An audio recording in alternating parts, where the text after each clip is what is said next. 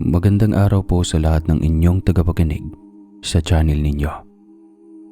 Itago nyo na lamang po ako sa pangalang Leo. Tubong Tacloban Leyte po ako. At isa sa mga maswerteng survivor ng bagyong Yolanda. Nangyari ang karanasan kong ibabahagi sa inyo noong kabataan pa namin. Nasa mga college pa lang kaming magkakaibigan. Bali 4 kaming magkakaibigan. Ako, si Vilma, si Mara at Joey. Nang ikwento sa amin ni Joey na may bahay sila sa base Samar, napagkasunduan naming 4 na magbakasyon doon kahit 2 araw lang. Pumayag naman si Joey, kaya mabilis kaming naghanda ng mga dadalhin. Hilig po kasi naming 4 ang bumibisita sa mga tourist spots. At sa tuwing bakasyon, madalas din kaming mag-hiking at camping. Kumbaga, nature lover ang datingan namin. Dahil sa napagkasunduan naming magbakasyon sa Samar, kaagad naman akong nagpaalam sa mga magulang ko. Sa una ay ayaw pa nila akong payagan dahil marami daw silang naririnig na kwento tungkol sa mga aswang sa Samar. Pero sa mga panahong iyon, tinatawanan ko lamang sila dahil hindi talaga ako naniniwala sa mga ganon, lalo na't wala pa naman akong nakikitang aswang. Ipinipilit ko talaga sa kanila na payagan akong sumama dahil siyempre, sasama si Vilma. Kailangan din na naroon ako. Si Vilma, siya talaga ang babaeng natitipuhan ko. Sa tagal na ng pagkakaibigan namin, nahulog na rin ang loob ko sa kanya.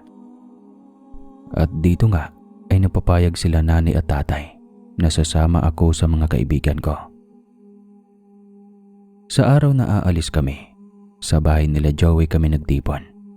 Dinaanan ko na sina Vilma sa bahay nila at kinilig pa nga ako nang ihabilin siya sa akin ng nanay niya. Maganda si Vilma at sobrang bait pa. Kaya malabo talagang kalimutan itong nararamdaman ko, lalo pat palagi kaming magkasama. Pagkarating sa bahay nila Joey, pinukso pa nga kaming dalawa na kesyo nag-date pa daw kami.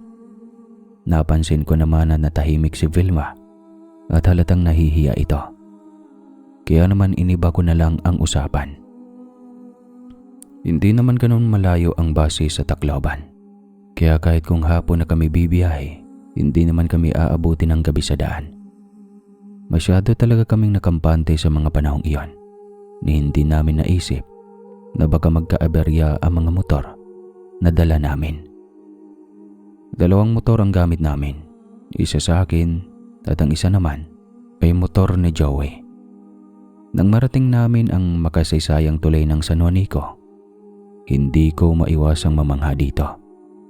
Tumigil pa kami saglit upang kumuha ng mga literato for remembrance dahil ika nga nila, siyempre sa mga literato namin, sigurado akong magkatabi kami lagi ni Vilma.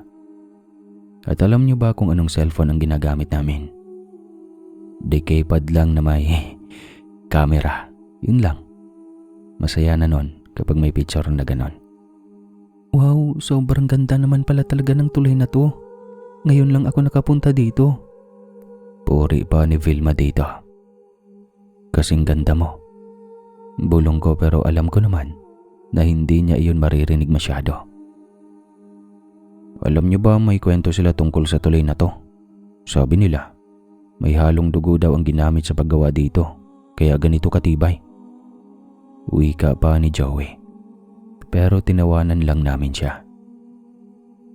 Napakamot na lamang siya sa ulo niya nang mapagtantong hindi kami naniniwala sa kanyang sinabi. Matapos kaming kumuha ng mga litrato, bandang 4:00 na iyon ng hapon. Kaya tumuloy na kami sa biyahe. Nang makapasok sa boundary ng base, biglang naramdaman ko ang pagka-flat ng gulong ng motor ko. Kaya dahan-dahan akong huminto. Sa motor ko nakaangka si Vilma nun. Kaya nang mapalat yung motor, kaagad ko naman tinawag si Joey para palipatin si Vilma patungo sa motor niya. Pre, isabay mo na lang si Vilma. Balikan mo na lang ako. Kailangan ng bomba nitong gulong ko o baka may butas na ito. Wika ko sa kanya nang makalapit na siya sa amin. Oo, sige. Tara Vilma. Kasya naman tayo dito. Naku, hindi na. Kayo na lang ni Mara ang mauna. Sasamahan ko na lang sa Leo dito. Kawawa naman siya kung iiwan nating nag-iisa. Wika ni Vilma na naging dahilan ng lihim kong pagngiti. Umalis na nga noon sina Joey at Mara. Kaming dalawa ni Vilma ang naiwan. Walang kabahay-bahay sa lugar na iyon. Kaya't hindi ko maiwasan na mangamba, lalo na't malapit nang mag-aalisin ko ng hapon. At may babae pa akong kasama. Kinikilig nga ako na kasama ko siya. Pero mas nangingibabaw ang pag-aalala ko para sa kanya. Panikwentuhan lang kaming dalawa. Hanggang sa may naamoy kaming masarap na pagkain. Sa amoy na iyon, alam kong may nag-iihaw malapit lang sa kinaroroonan namin. Pinasakay ko siya ng motor at sinimulan ko itong itulak. Ayaw ko kasi siyang maglakad noon. Mabagal ang usad namin at napansin naman niya iyon. Kaya nagpasya siyang bumaba at tulungan na lang ako sa pagtulak. Wala akong nagawa kundi ang pumayag na lang sa kagustuhan niya. Sa daan naman, may nadaanan nga kaming ali na nagtitinda ng ihaw-ihaw. Sa amoy pa lang nito ay sobrang nakakatakam. Teka lang, bili muna tayo. Nagugutom na rin kasi ako eh. Mukhang malayo pa ang lalakarin natin. Kinalabit ako ni Vilma at sinabi niyang gusto niyang bumili. Kaso napaisip ako saglit. Sigurado ka ba? Hindi nga natin kilala kung sino yan eh. Isa pa, tignan mo. Iilan lang ang bahay dito. Malapit pa sa sementeryo. Hindi ka ba kinikilabutan? Para po sa hindi nakakaalam, sa amin kasi sa Kabisayaan, hindi kami basta-basta kumakain o bumibili ng pagkain na hindi pamilyar ang kainan. At kabilin-bilinan din ito, lalo na ng pamilya namin o yung mga lolo at lola, na huwag basta-basta kakain. Napansin ko na malapit na kami sa sementeryo at iilan lang ang bahay na naroon. Hindi naman siya nanghusga ako, pero dahil nga sa mga sinabi nila nanay sa akin, hindi ko maiwasan na mag-isip ng masama. Pero hindi ko nga siya napigilan sa pagbili, kaya sinamahan ko na lang siya. Habang papalapit kami, binati naman kami ng ali. Aba, kayo ang buwan na mano ko ngayon. Magkasintahan kayo ano? Nagkatingin na naman kami dahil sa sinabi ng ali at hindi ko na itago ang ngiti ko. Inirapan naman ako ni Vilma pero halata naman na apektado siya sa sinabi ng ali. Si Vilma kasi, kapag kinikilig siya, nagtatara ito o di kaya ay umiirap. Kaya sa puntong iyon, alam na alam ko kung anong nararamdaman niya. Nang, pabili po, 4 na isaw at 2 paa ng manok. Wika ni Vilma sa ali. Kaagad niya naman iyong iniluto. At habang nakasalang iyon sa apoy, kumalat ang usok dala ang bango nito. Kaya pati ako ay natakam na rin. Kumuha din ako ng isaw at binayaran ko kaagad. Kasama na rin ang kay Vilma. Habang niluluto ang order namin, binuksan ni Vilma ang Tupperware na nasa gilid at bumungad naman sa amin na parang may puto. Sinabi din niya naman sa ali na bibili rin siya. Ineng, sigurado ka bang kukunin mo iyan? Hindi sa akin ang panindang yan. May naglagay lang dito habang nasa loob ako ng bahay at naghahanda ng iihawin ko. Anya. Pero hindi nakinig si Vilma. Kinuha niya kaagad ang parang nag-iisang parang kulay pula at mabilis itong isinubo. Nag-iisa lang yon na parang ganon ang kulay. Parang brown na mapula-pula kasi ang mga kasama nitong mga puto ay mga puti naman. At yun nga, pagkagawa niya sa nag-iisang ibang kulay, ay mabilis itong isinubo. Natawa pa ako dahil ang cute niyang tignan sa lagay na iyon. Nagmukha siyang bata na takot maagawan ng puto na gusto niya. Nang maluto na rin ang inihaw na binibili namin, kaagad na kaming bumalik sa motor na nasa kaliwang kalsada lang. Matapos naman naming kumain, nagpatuloy kami sa paglalakad hanggang nasa gitna na ng bahagi kami ng sementeryo nila. Ang sementeryo po kasi sa pinuntahan namin noon ay nasa gilid ng magkabilang kalsada. Sobrang nagtatayuan talaga ang mga balahibo ko, lalo na nang makaamoy pa kami ng malansa. Mas lalo naming binilisan ang paglalakad at nakahinga naman kami ng maaninag namin na may makakasalubong kaming sasakyan. Isa iyong tricycle at sakay dito si Joey. Kaagad na isinakay ang motor ko sa likuran at itinali iyon. Magaan lang naman kasi ang motor ko kasi Rosie lang iyon na binabae. Sumakay din kami ni Vilma kaagad. Pagkarating sa bahay nila Joey, sinalubong naman kami ni Mara. Nakapagluto na pala siya at kaagad kaming inalok ng pagkain. Ako noon, sobrang gutom na at hindi kinaya ng isaw ang pagkain namin. Kaya naman, dumiretso ako sa kusina. Nang mapansin ko naman na hindi sumunod si Vilma, kaagad kong tinanong si Mara. Si Vilma, hindi ba sasabay?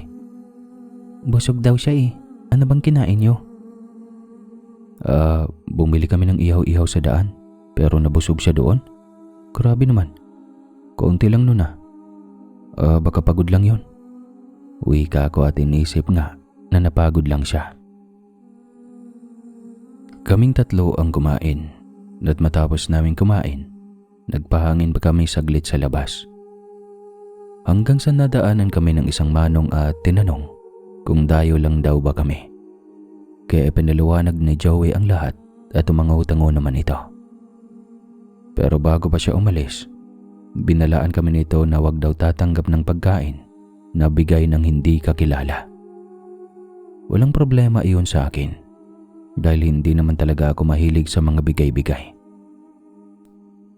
Kinabukasan ng umaga, napansin ko naman ang pamumutla ni Vilma.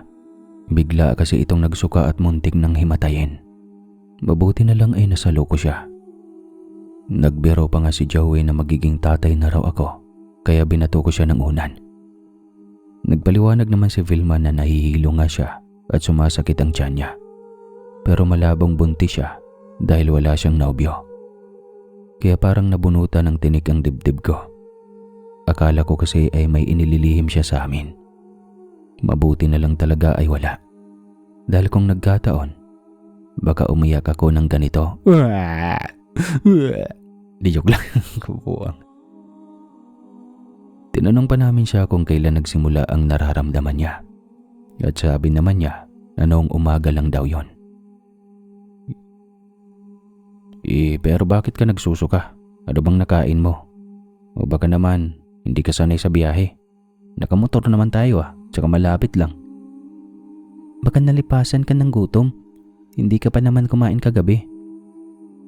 Oo nga. At ang kinain mo lang naman kahapon ay ang ihaw-ihaw doon sa daan. Oo. Bumili nga kami ng ihaw-ihaw doon sa nadaanan namin. Tsaka, hindi lang ihaw-ihaw ang kinain ko. May puto din.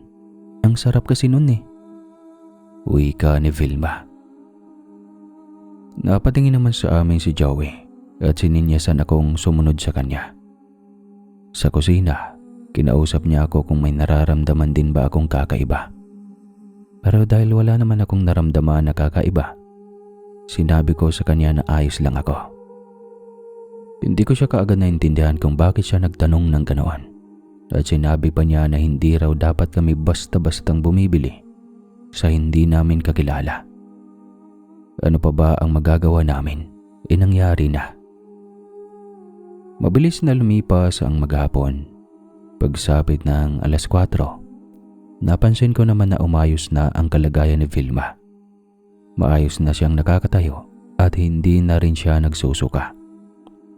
Sa hapon na iyon, napagdesisyon na namin na ituloy ang pag-overnight sa kuweba na dinadayo sa lugar na iyon. Bumili kami ng mga lulutuin namin para gawing baon.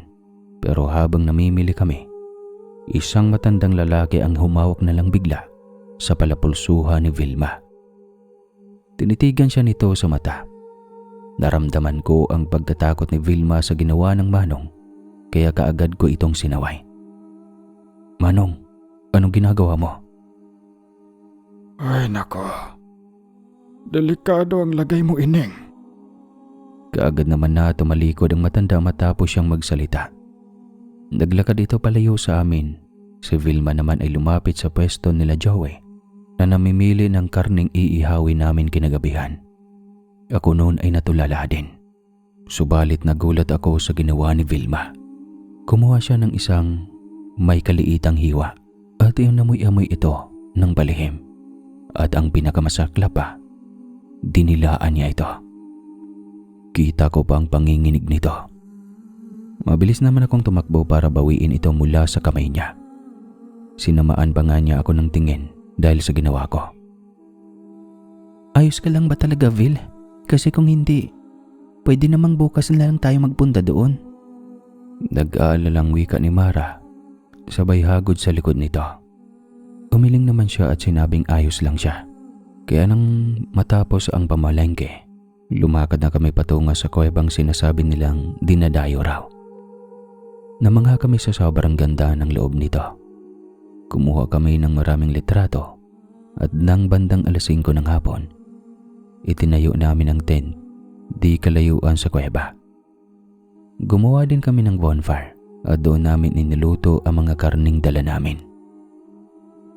Habang nagluluto kami, napansin ko ang kakaibang kilos ni Vilma. Nakatitig siya sa mga hilaw na karne at napapadila sa labi niya. At kusa na lang tumutulo ang laway niya. Maya-maya naman ay kumuha siya. Ang akala ko'y tutulong siya sa pagluluto. Pero nagulat na lang ako nang isubo niya ito at napapikit pa na animoy sarap na sarap ito habang ngumunguya. Nako, hindi na ito maganda, Vilma. Huwag mong kainin yung hilaw na karne. Wika ko at tinakpan ang Tupperware. Inagaw ni Joey ang natitirang karne sa kamay niya at sa unang beses na nakita ko siyang nagalit. Sumigaw siya at itinulak si Joey. Nagsimula siyang magwala kaya maski ako ay nagpanik na rin. "Nagugutom ako. Gusto kong kumain. Bigyan niyo ako ng hilaw na karne." Sigaw niya. Nanlilisik ang mga mata at sobrang naglalaway. At yung sigaw niyang iyon ay parang kakaiba sa pandinig ko. May halong gigil. Nakakakilabot. Para ba itong sinasapian? Hanggang sa nakaisip ako ng paraan. Kaagad akong kumuha ng tali at kaagad namin siyang tinalian. Si Mara noon ay naiiyak na dahil sa kalagayan ni Vilma. Bago pa man lumalim ang gabi, napagdesisyon na namin na bumalik na lang sa bahay nila Joey. Mabuti na lang, nagawa naming patulugin si Vilma.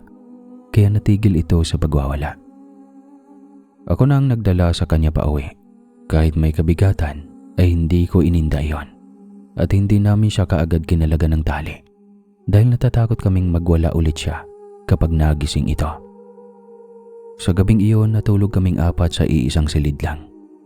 Hindi ako makatulog ng maayos dahil todo bantay lang ako sa kanya. Nang magising naman ito ay hating gabi na. Umiiyak siya at nagmamakaawa sa akin na pakainin ko daw siya dahil nagugutom ito.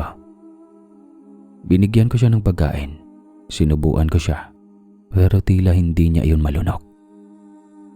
Iiyak lang siya tapos tatahimik hanggang sa parang hihikbi.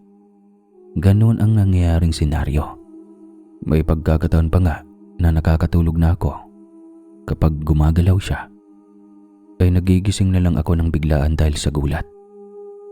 Kaya kinaumagahan naman ay para siyang naging lantang gulay. Sobrang putla niya rin at nagsusuka na naman siya. Nang buksan pa namin ang bintana ay sumisigaw siya na tila ba takot na takot sa sinag ng araw. Sa araw na iyon, gusto ko na sana ngang bumalik kami sa Tacloban. Kaya lang ay hindi naman pwedeng bumiyahe kami na ganon ang kalagayan niya. Kaya napagdesisyon na namin na manatili na muna hanggang sa bumuti-buti ang kalagayan niya. Kinagabihan naman maaga kaming nagpahinga. Pero nang pagtingin ko sa hinihigaan ni Vilma, wala na siya. Kaagad akong tumayo at lumabas ng bahay. Nakita ko siyang naglalakad, walang tsinelas. Sinundan ko lang siya hanggang sa may nakasalubong siyang buntis. Akala ko ay kakausapin niya ito, pero bigla niya lang itong hinila at inamoy-amoy ang tiyan nito. Sumigaw ng malakas ang buntis at kaagad naman akong tumakbo papalapit upang awatin si Vilma. Hinila ko siya ng malakas kaya pareho kaming natumba. Paulit-ulit niyang sinasabi na nagugutom siya, kaya naiiyak na talaga ako, na naiinis. Dahil hindi ko alam kung ano na ang gagawin ko sa kanya. Malayong malayo na siya sa Vilma na kaibigan namin. Para siyang nawawala sa sarili niya. Parang may ibang kumukontrol sa pagkatao niya. Ang buntis naman noon ay sigaw ng sigaw hanggang sa maraming tao na ang nagsidatingan. Tinangkap ang saktan si Vilma ng asawa ng buntis. Mabuti na lang nagawa ko itong harangan at humingi ako ng tawad. Nagsidatingan na rin sina Mara at Joey. Pati pala sila ay humingi ng paumanhin sa buntis. Natawag pa nga nilang taka sa mental daw si Vilma. Ang iba naman nagsasabing aswang daw ang kasama namin. Nang pabalik na kami sa bahay, isa sa mga kapitbahay nila Joey ang lumapit sa amin. Oo nga pala, kaming 4 lang na magkakaibigan ang nasa bahay noon. Kasi ang nakatira sa bahay bakasyonan nila Joey ay ang tiyuhin niya na minsanan lang kung umuwi sa kanila. Nasa niyugan kasi ito nagbabantay, lalo na kapag maraming bunga. At lingguhan lang kung uuwi sa bahay nila Joey. At yun nga, balik tayo sa kwento. May lumapit na manang sa amin. Kailangan nyo ng albularyo. Huwag nyo nang patagalin pa ito. Puntahan nyo si Manong Kaloy bago pa mahuli ang lahat. Nayanggaw itong kaibigan ninyo. Wika ni Manang na nakatitig kay Vilma. Iyanggaw po? Paano? Tanong ko. Oo. Ang mga aswang ay may kakayahang mangyanggaw gamit ang laway nila na ilalagay sa inumin o di kaya'y pagkain. Kaya nga sa baryong ito, hindi uso ang bigayan ng pagkain dahil takot ang lahat na maulit ang nangyari noon. Aniya at nagsimula ng maglakad palayo. Nagkatinginan kaming 3 at sabay-sabay na napatingin kay Vilma. Naisip ko, kung di dahil sa inihaw iyon, dapat kaming 2 ni Vilma ang maapektuhan. Pero lumakas ang kutob ko na yung puto ang dahilan ng lahat ng nangyayari sa kanya. Kinabukasan ay mabilis na pinuntahan ni na Joey at Mara ang nasabing albularyo na binanggit ng kapitbahay. Pagkabalik nila ay kasama nila ang matanda. At ito yung matanda kahapon na humawak sa kamay ni Vilma. Lumapit sa amin ang matanda at pinahiga si Vilma. May kung ano-ano siyang ipinahi sa tiyan nito. Umusal din siya ng dasal at may langis siyang ipinainom kay Vilma. Kakaiba ang amoy ng langis na iyon. Pero napilitan si Vilma na inumin ito. Hindi nagtagal, nagsimula na naman siyang sumuka. Pero sa pagkakataong iyon, itim na likido na ang isinusuka niya. Isuka mo, Ining. Kailangan na mailabas sa katawan mo ang mutyang iyan. Dahil kung hindi, magiging ganap kang aswang sa oras na makatikim ka ng karne ng tao. Hinagod-hagod ko naman ang likod niya at tinalalayan hanggang sa may maisuka siyang itim na bilog. Sobrang lantang-lanta siya nun. Nakasandal na lang siya sa braso ko at kaagad na ko naman siyang niyakap. Ito na ang sisiw ng aswang. Kapag naging ganap na itong sisiw, hindi na ito matatanggal pa. Mabuti na lang na agapan ka agad. Paliwanag ni Manong Kaloy. Habang tinititigan ko ang bagay na iyon, hindi ko maiwasang mangilabot. Mukha iyong sisiw at ayon kay Mang Kaloy, kung tuluyang nagkabalahibo At nagiging ganap na sisiw na talaga iyon. Magiging ganap na aswang din si Vilma. Nakakatakot, pero mas lalong nangingibabaw sa akin ang galit. Kailangan naman nagot kung sino man ang may gawa nito. Wika ko at tumango ang albularyo. Hindi basta-basta ang mga aswang. Minsan, mapanlin lang sila. Wika ng albularyo na si Manong Kaloy. Pero, hindi po katanggap-tanggap itong nangyari sa kaibigan namin. Narito lang naman kami para magbakasyon. Dagdag pa ni Mara. Handa ba kayong makipagtulungan sa akin? Ayaw kong magkalat na naman siya ng mga kalahi niya dito sa baryo. At itong kaibigan ninyo, muntikan pang maging aswang. Muling wika ni Manong Kaloy. Handa po ako, Manong. Wika ko at sinang-ayunan naman ng mga kaibigan ko. O siya, sige. Simulan natin ang pag-alam kung sino ang may pakana ng lahat. May naalala ba kayong kinain nyo na nabili nyo lang sa labas? Anya. Nagkatinginan kami ni Vilma at sabay kaming tumango. Ako na ang nagkwento sa albularyo at tumango naman siya. Sinabi niyang pupuntahan niya ang lugar kung saan namin nakita ang ale na nagtitinda ng ihaw-ihaw. Pero nagboluntaryo akong samahan siya at ang motor ko na lang ang gamitin namin. Naiwan naman si Joey at Mara upang alagaan si Vilma dahil nangihina ito. Binigyan din ni Manong Kaloy ng tsaa si Vilma upang mabilis daw nitong mabawi ang nawalang lakas. At yun nga, tumuloy nga kami pupunta sa ihawan ng ale. Pero pagkarating namin doon, wala pa ito doon. Sa una, inisip namin na baka masyadong maaga pa kaya wala pa ito. Pero inabot na lang kami ng alas 5, hindi pa rin ito dumarating. Napagpasyan din namin na puntahan ang mga bahay-bahay na nasa malapit lang. Kumato kami sa iilan, pero walang nagbukas na isa at tila ba'y walang nakatira sa mga bahay na iyon. Hindi rito nakatira ang ali na binilhan niyo. Namumukhaan mo ba siya, iho? Tumango ako at nagsimulang ilarawan ang itsura ng ali. Tumango-tango si Manong Kaloy at nagbuntong hininga. Alam ko na kung sino ang hinahanap natin. Sino po? Alam niyo po kung saan natin siya makikita? Mas mabuti pa siguro kung umuwi na kayo sa lugar ninyo. Ako na ang bahala sa kanya. Ayaw kong madamay pa kayo. Masyadong mga bata pa kayo para sa laban na to. Aniya at tinapik ang balikat ko. Inihatid ko sa tirahan niyang simpleng kubo ang Manong. Tapos dumiretso na ako sa bahay nila Joey.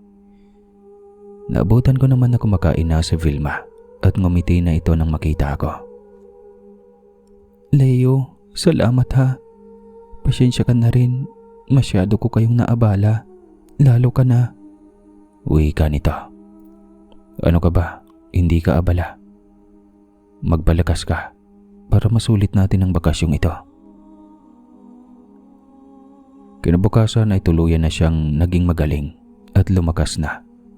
Imbis na sundin ang bili ng albularyo, bumalik kami sa kuweba at dumiretso sa waterfalls. Nag-enjoy kami sa paliligo. Pero nang bandang alas 6 na, habang nasa loob na kami ng tent, nakaramdam kami ng presensya ng kakaibang nilalang. Animoy may malaking ibon sa itaas namin. Wakwak ang huni nito at halos bulong na lang ang naririnig namin. Shh! May wakwak sa itaas natin. Kunin niyo itong bawang na dala natin. Kapag yan magdangkang pumasok, babatuhin natin siya ng bawang at asin. Wika ni Mara at isa-isa kaming binigyan ng bawang at isang supot ng asin. Nagpatuloy lang sa paghuni ang wakwak, pero nanatili kaming tahimik sa loob. At panidasal na sana lubayan na kami nito. Napakapit sa akin si Vilma nang maramdaman namin na niyog-yog ng wakwak ang tent namin. Gulong-gulo na kami kung ano ang gagawin. Nagkatinginan kaming apat at isang tango lang ni Joey. Nagkaintindihan kaming lahat. Tumakbo kami palabas ng tent. Hinawakan ko na si Vilma dahil alam ko na siya ang pinakamabagal tumakbo sa amin. Medyo malayo sa kalsada ang kinaroroonan namin. Kaya't nang makarating kami sa kalsada, hingal na hingal kaming apat. Akala namin ay nilubayan na kami ng nilalang na iyon. Pero habang naglalakad na kami pa uwi, sumalubong sa amin ang ali na nagtitinda ng ihaw-ihaw na napagbilhan namin ni Vilma. Nakangisi ito at nanlilisik ang mga mata. "Ikaw ang aswang, tama ba?" Sigaw ko dito, pero humahalakhak lamang ito. Nagtakbuhan kami pero masyado siyang mabilis. Mabuti na lang noon ay may mga rumorondang tanod ng barangay. Nagsumbong kami na hinahabol kami ng ali, pero pagkalingon namin, wala na kaming nakita. Dinala kami sa barangay hall ng mga tanod at tinanong kami kung anong ginagawa namin sa labas, lalo na't gabi na. Sinabi lang namin ang katotohanan at doon lang namin nalaman na nagpa-blatter pala yung buntis na minsang inatake ni Vilma. Nangako naman kami na hindi na iyon mauulit at aalis na kami kinabukasan. Inihatid na nila kami papunta sa bahay na tinutuluyan namin. Sa gabing iyon, hindi naman na kami makatulog ng maayos dahil sa nakakakilabot naming karanasan na iyon. Yung ibang mga gamit namin, naiwan pa namin sa mismong loob ng tent. Napag-usapan din naming magkakaibigan kung tama ba ang hinala namin na yung ali at yung wakwak ay iisa. Sa sobrang bilis kasi ng takbo namin kanina, ay halos maabutan niya kami kahit parang naglalakad lang siya. Kung normal na tao lang siya, lalo't may katandaan na rin, paniguradong mahihirapan siyang habulin kami. Pero kung siya ang aswang, bakit niya noon gustong pigilan si Vilma na kumain ng puto bongbong? Iyon ang mga katanungan na naglalaro sa isip ko. Kinabukasan nga, bumalik kami ni Joey sa pinagtayuan namin ng tent upang kunin ang mga gamit namin. Pati pala cellphone namin, hindi namin nadala nang nagtakbuhan kami. Kaya pagkabalik namin doon, iyon kaagad ang unang hinahanap ko. Hanap kami ng hanap ni Joey, pero wala talaga kaming nakita. Pati iyong nadaanan namin, tinignan na rin namin.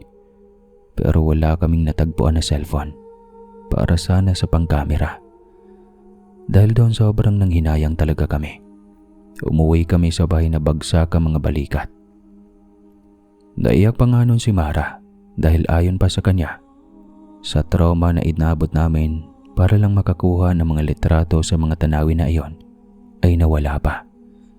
Pero kahit hindi namin nahanap ang ibang kagamitan namin, hindi na kami pwede pang magpalipas ng gabi doon.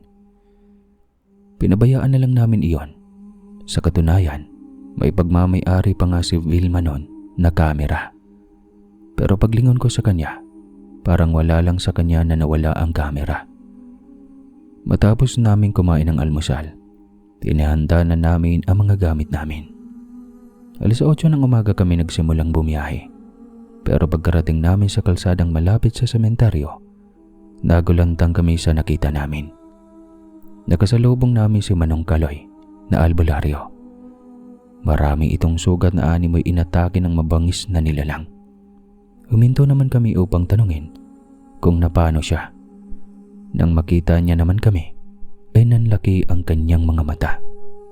Pinapaalis na niya kami, pero nagmatigas pa rin kami at sinamahan siya hanggang sa makarating kami sa kanyang tahanan.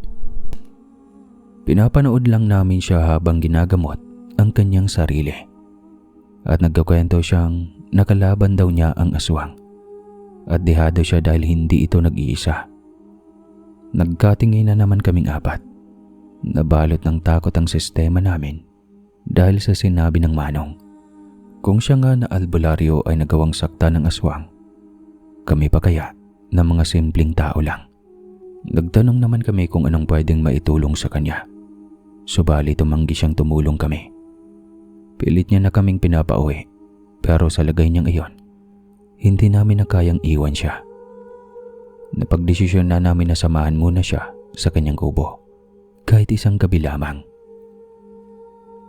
Dahil sa pagpupumilit namin, wala siyang nagawa kundi ang pumayag na lang. Tinuruan na lang niya kami kung ano ang gagawin sa oras na sumugod ang aswang. Nang lumalim na ang gabi, nagsunog kami ng goma sa paligid ng kanyang kubo.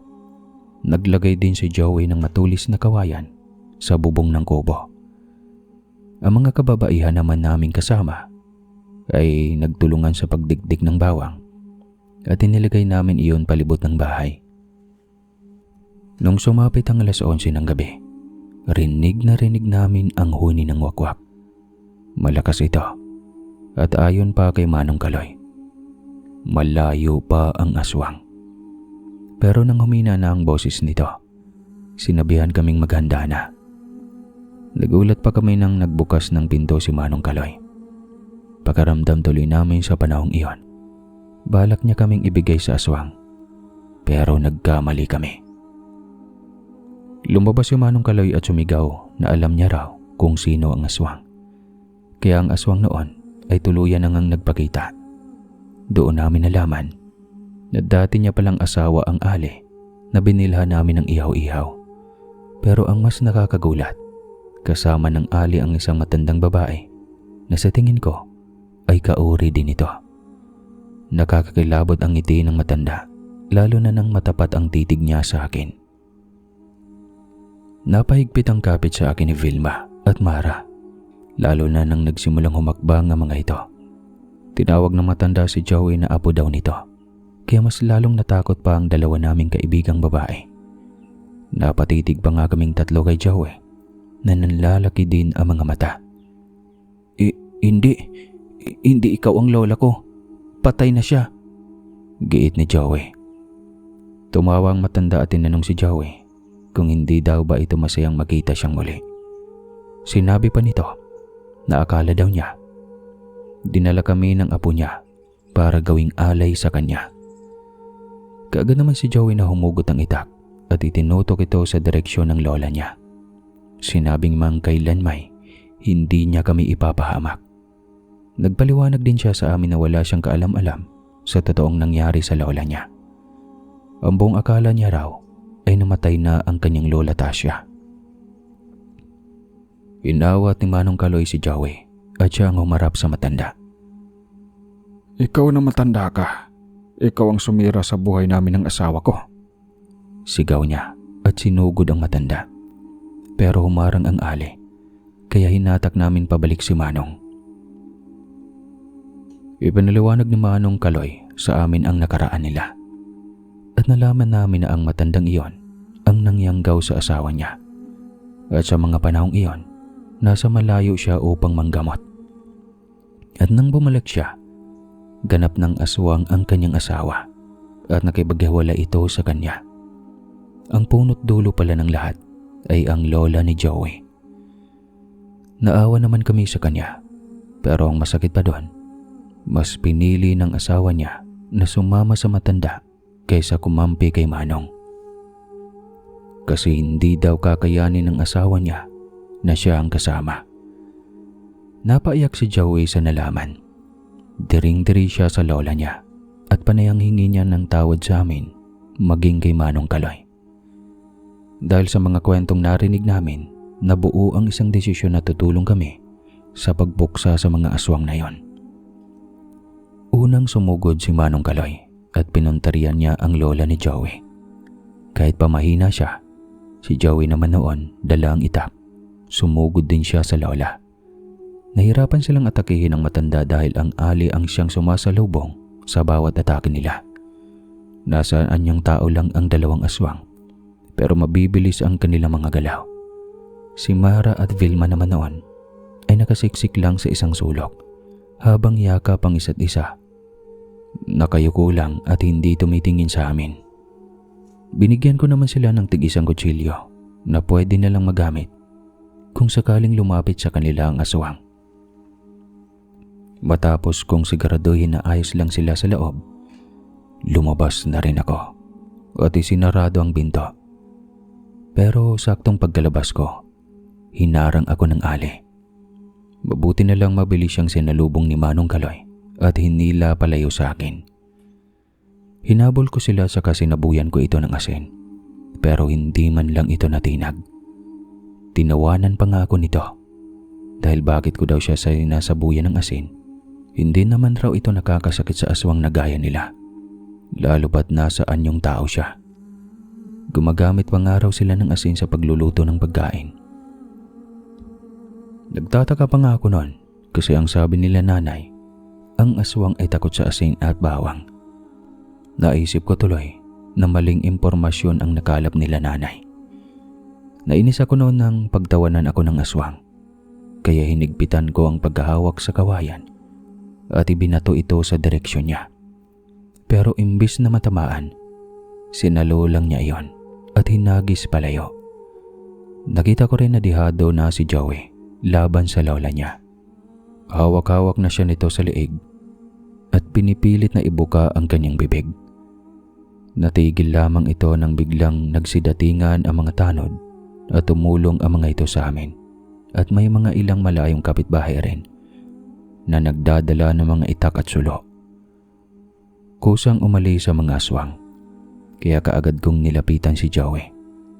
Sinabi pa nga niya na gusto ng lola niya na ipasa sa kanya ang mutya ng pagkaaswang nito. Sinubukang habulin ng mga tanod ang dalawang aswang, pero hindi na daw nila ito naabutan. Laking pasasalamat namin na dumating sila. Pinagalitan pa nga kami ng kapitan dahil hindi namin sinunod ang payo nilang umalis na sa kanilang baryo. Nagpaliwanag naman kami, kaya't naiintindihan naman nila. Kinaumagahan noon ay ligtas naman kaming nakabalik sa lugar namin. Pero yung trauma na naidulot ng bakasyon namin, dala-dala pa rin namin hanggang ngayon. Lalo na si Vilma. Hindi niya ikunento sa mga magulang niya ang totoong nangyari. Maski ako, nananatili ring tikom ang bibig sa matagal na panahon. Isang buwan nang nakalipas simula nang makabalik kami. Nabalitaan namin na muling bumalik pala si Joey sa dating bahay nila. At sa kanyang pagbabalik, dala na niya ang kamera. At ayon pa sa kwento niya, nakita niya iyon sa mismong kwarto nila Vilma at Mara. Dito na nagtapat si Vilma na sinadya niyang itago iyon at iwan dahil ayaw niyang magkaroon ng alaala tungkol sa naging bakasyon namin na iyon. Naintindihan naman namin siya kasi hindi rin talaga madali ang pinagdadaanan niya. Nabanggit din sa amin ni Joey na binisita niyang muli si Manong Kaloy at sinabi daw ng matanda na hindi na muling nagpakita pa ang mga aswang. Siguro lumipat na ito ng lugar o nananatili na sa bundok kung saan sila nagtatago. Simula noon kapag nakakarinig ako ng kwentong aswang o di kaya'y may naaswang, hindi na ako tumatawa.